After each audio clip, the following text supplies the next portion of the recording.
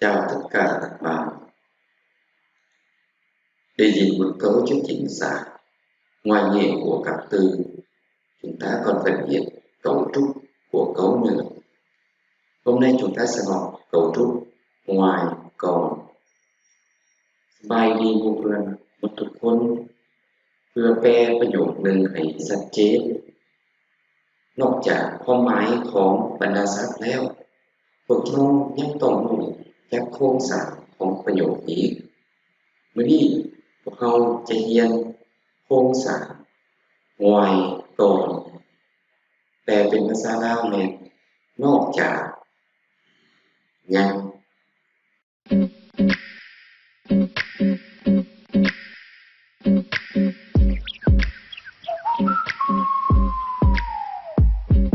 cấu trúc ngoài còn dùng liên kết hai thành phần cấu, hai đoạn cấu có quan hệ bổ sung. โครงสร้างนอกจากยังใส่เสื่อมต่อสองประโยคสองข้อความที่มีการพัวพันเพิ่มเติมตัวอย่างví dụ ngoài việc giảng dạy tôi còn phải nghiên cứu khoa học นอกจากเรียนสิ้นสอนข้อยยังต้องค้นคว้าวิทยาศาสตร์ việc แปลว่าเรียนอย่างใหญ่ว่าสิ้นสอนtôi ข้อยตัว tôi นี่ข้อยเอากลับไปเบิ่งบทเรียนขานหรือการซึ่งโฮในบทคำแทนนามบอกบุรุษเนาะ tôi แม่นบุรุษที่หนึ่ง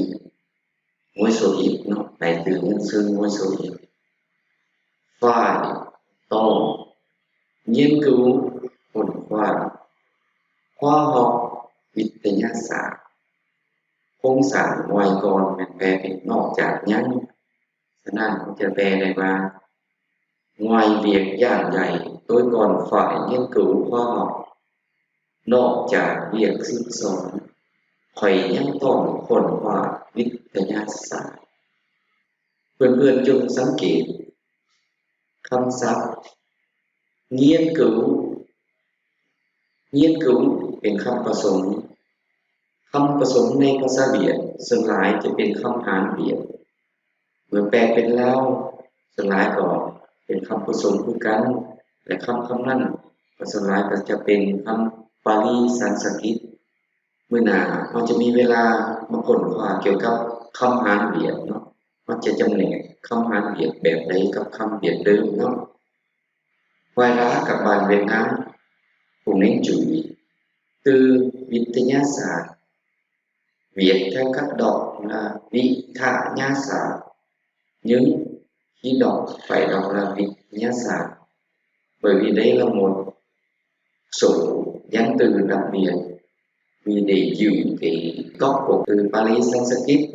cho nên người ta giữ lại cấu trúc của nó nhưng khi cách đọc thì phải đọc đúng theo cái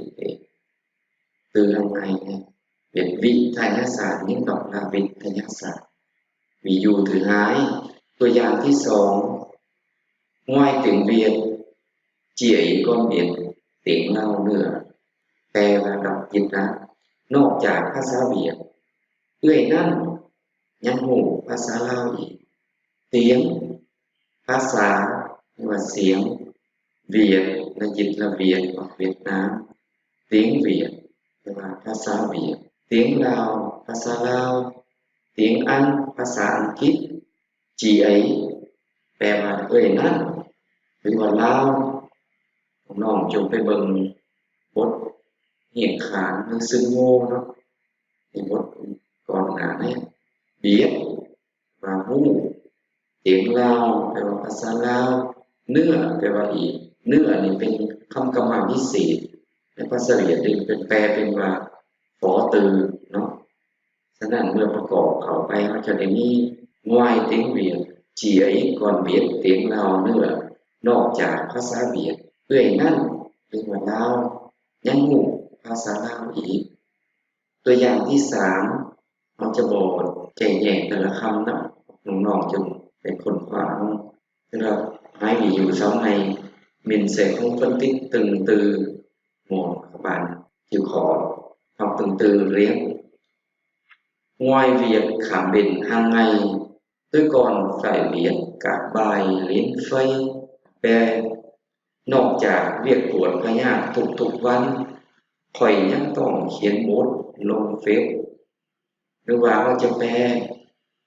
นอกจากเรียกตรวจพยาธิทุกๆวันข้อยยังต้องเขียนบทลงเฟซตัวอย่างที่สี่bị dụ thứ tư ngoài công việc